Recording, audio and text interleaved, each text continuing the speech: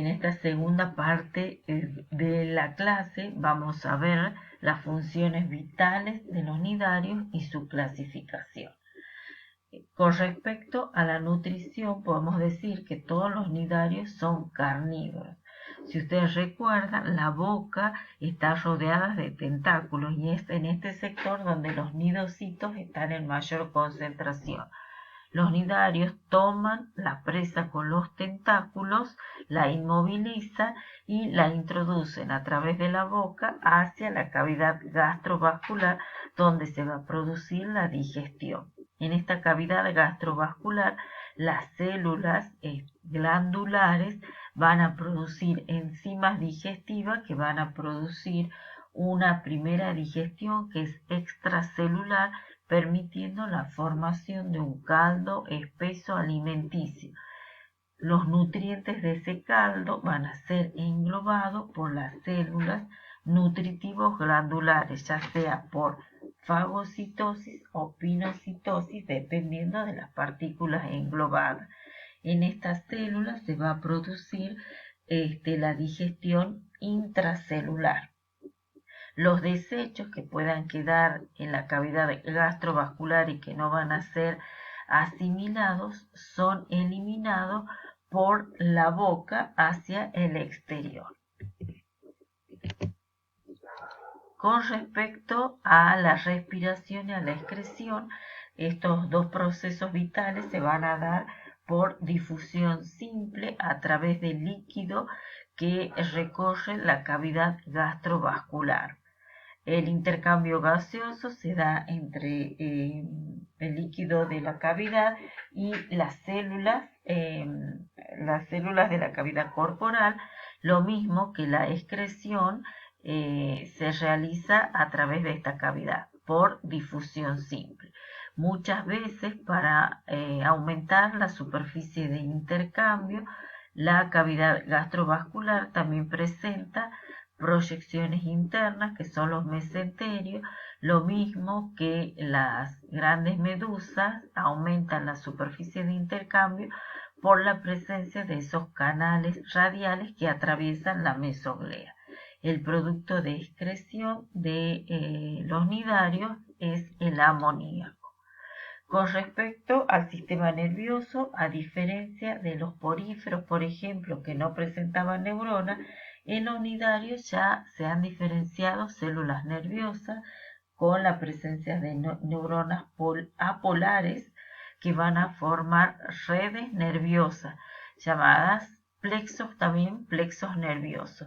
Ellos se van a ubicar entre la epidermis y la mesoglea y la gastrodermis. En algunos organismos más activos, como son las medusas, se evidencia una primera concentración de células nerviosas en formas de anillos. Tenemos anillos nerviosos internos y anillo nervioso externo. Y esto está relacionado con el modo de vida más activo de la medusa.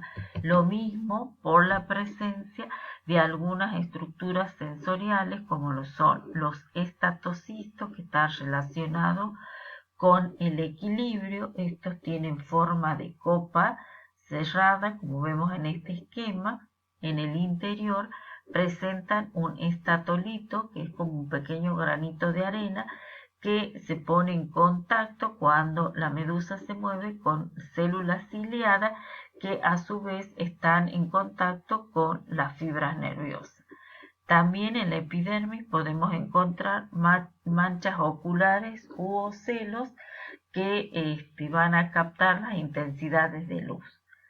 En algunas medusas que tienen movimientos muy complejos, que tienen un gran desarrollo, como por ejemplo las cubomedusas o las esifomedusas, presentan lo que se denomina ropales, que son centros sensoriales donde hay concentración de neuronas epidérmicas, fosetas quimiorreceptoras, estatocitos y en algunos casos ocelos.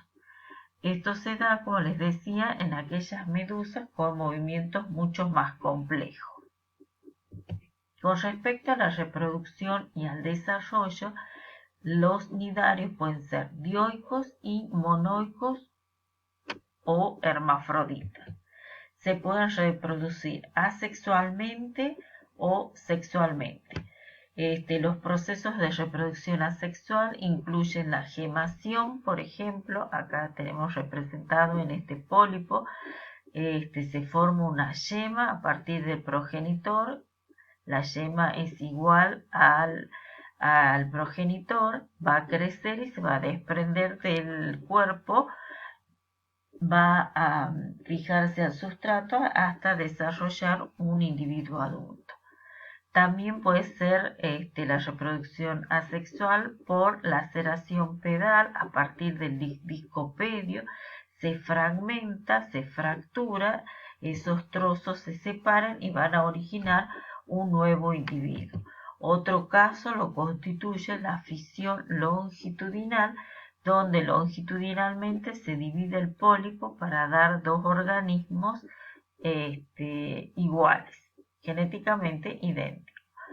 La reproducción asexual es típica de los pólipos, mientras que la reproducción sexual es típica de las medusas. Es poco frecuente en los pólipos, pero se puede dar, como ya vamos a ver.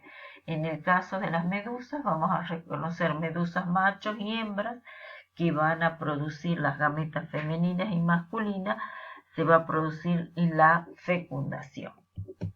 Si miramos acá, este es un ejemplo de hidra, que es un pólipo de agua dulce donde la fase medusa está muy reducida. Entonces las gametas se van a formar a partir de células epidérmicas que se van a diferenciar en un ovario y testículo.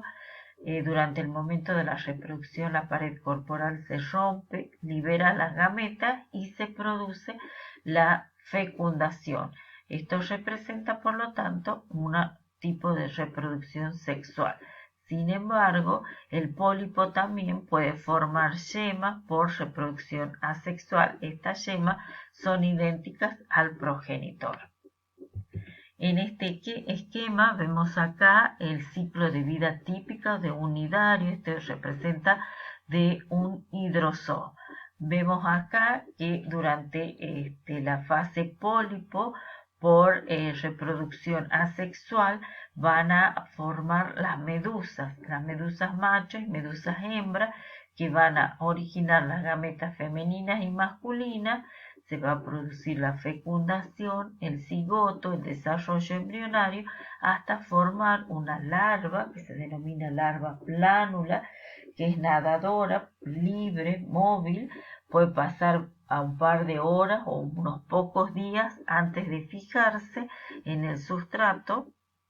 Una vez que se fija el sustrato, se va a producir la gemación, que es un proceso de reproducción asexual, para formar una colonia polimórfica, como vemos acá, para recomenzar el ciclo. Y esto es lo que se conoce como alternancia de generación. Tenemos una generación que se reproduce asexualmente y otra que se reproduce sexualmente. Acá en esta etapa no hay modificación genética. En cambio, en la etapa sexual, los individuos que se formen van a ser diferentes a los progenitores. Hay recombinación genética.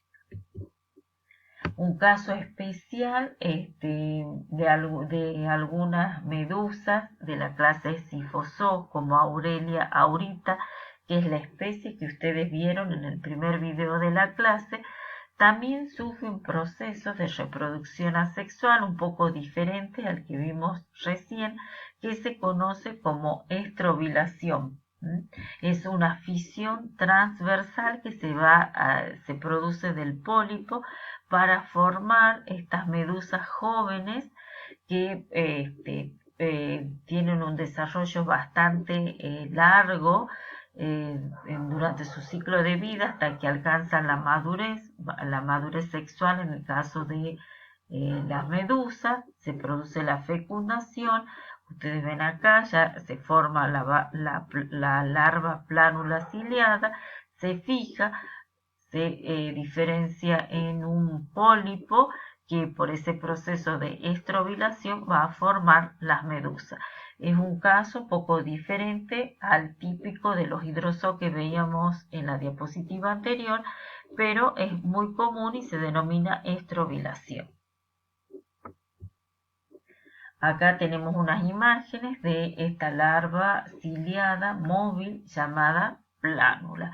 Es típica de los nidarios.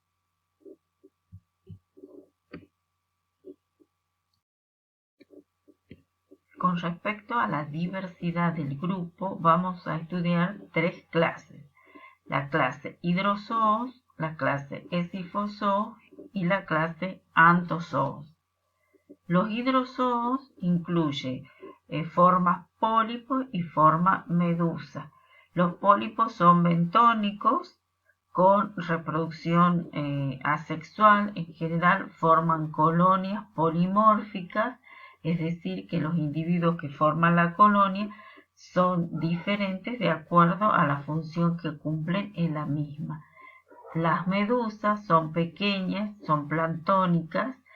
Entre algunas características morfológicas que podemos mencionar es la presencia de velo, que es ese repliegue de la umbrela hacia la parte interna, y la boca se abre en el extremo de un manubrio. Son formas marinas y de agua dulce. Acá en esta diapositiva podemos ver un poco la diversidad de formas. Hay algunas formas coloniales que secretan un esqueleto de carbonato de calcio. Hay otras formas solitarias. Acá tenemos hidra, por ejemplo, que es una especie de agua dulce que la podemos encontrar en nuestros ríos. Un género muy característico es este, Obelia, que presenta estas medusas pequeñas bentónicas, y acá está representada la colonia polimórfica. Este es otro tipo, Velela, otro tipo de colonia que ha desarrollado un flotador donde los individuos se encuentran debajo de ese flotador. Otro ejemplo que podemos mencionar es el de la fragata portuguesa, Physalia physalis. Es muy conocida, presenta un flotador y la colonia se desarrolla debajo de él, adquieren gran desarrollo, son bastante peligrosas. Como tarea les puede quedar a ustedes buscar por qué a esta especie Turritopsis nutricula le dicen la medusa eterna, la eterna o inmortal. Busquen información y en el encuentro sincrónico os lo vemos. La clase Esifozoos incluye formas exclusivamente marinas, donde hay un predominio de la fase medusa, donde los pólipos son pequeños y se los denomina efisistoma. En este caso, las medusas carecen de velo, la mesoglea es bastante gruesa, presenta ropalias, y la boca está rodeada de tentáculos, ya que carece de manubrio. Fíjense acá también les puse algunos representantes típicos de esta clase. Otra característica que presentan es la cavidad gastrovascular dividida en 4 bolsas gástricas, como se puede ver acá muy bien en el género Aurelia. La clase Anthozoos incluye a las anémonas y a los verdaderos corales. En este grupo hay un predominio de la fase pólipo. Pueden ser formas solitarias o coloniales, y otra de las características que podemos mencionar es que su cavidad gastrovascular está dividida por mesenterios longitudinales, en número de 8, 6 o sus múltiplos.